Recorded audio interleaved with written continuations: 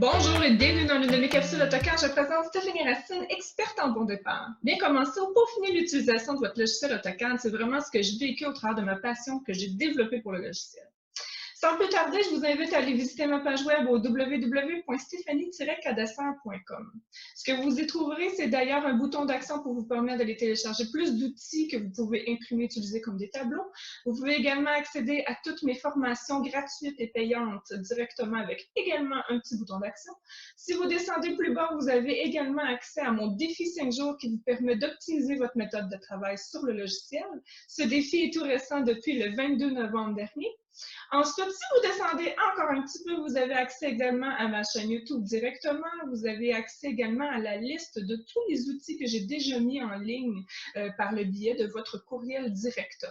Donc, allez découvrir tout ceci, puis ça me fera plaisir de répondre à vos questions si jamais vous en avez ou que vous voulez adhérer, je pourrais vous y diriger. Voilà.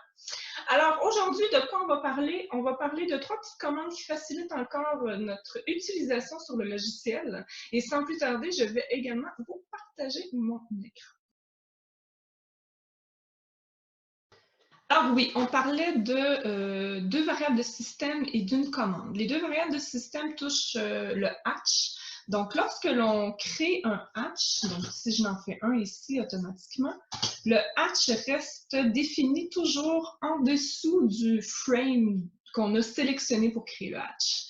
Donc, la variable de système HPDrawer2, elle, nous définit ce que l'on peut faire avec le hatch, comment qu'on veut qu'il soit créé au niveau de l'ordre de dessin. Donc, si je marque au clavier HPDrawer2, comme vous pouvez voir automatiquement, il nous l'offre. Comme vous pouvez voir, je parlais de la valeur 3. La valeur 3, vraiment, va mettre seulement le hatch en arrière de l'élément de contour que l'on a sélectionné.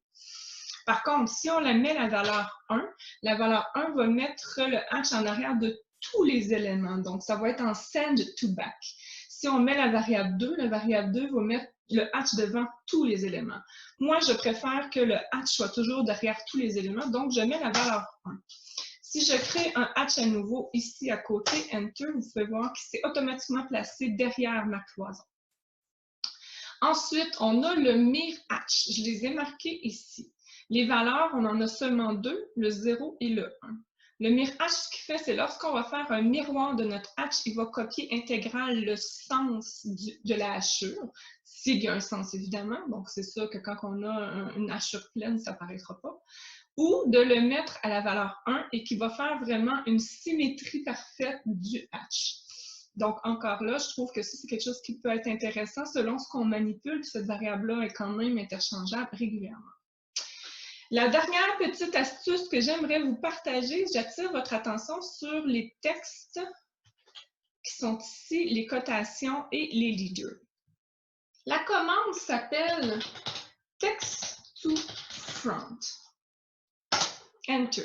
Comme vous pouvez voir ici, il y a le texte, les dimensions, les leaders et tout ça. Quand on dit Bring to Front, c'est qu'il va tout apporter les éléments d'annotation en avant-plan. Donc, on peut choisir le texte, la dimension, les leaders ou tout. Moi, je choisis tout et voyez ce que ça va créer au niveau de ma coupe de mur. Évidemment, j'avais déjà placé des champs qui cachaient en arrière, donc des backgrounds à mes textes, pour bien vous démontrer ce que ça apportait comme modification, cette petite commande. Alors voilà, encore des petites astuces qui nous permettent d'aller plus rapidement dans notre modification, dans notre mise en action de commandes et tout ça. Donc, j'espère que vous avez apprécié et on se dit à une prochaine capsule.